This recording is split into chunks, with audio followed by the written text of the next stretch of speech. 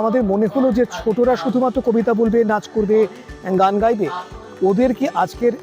যে সংস্কৃতি আমাদের হারিয়ে যাচ্ছে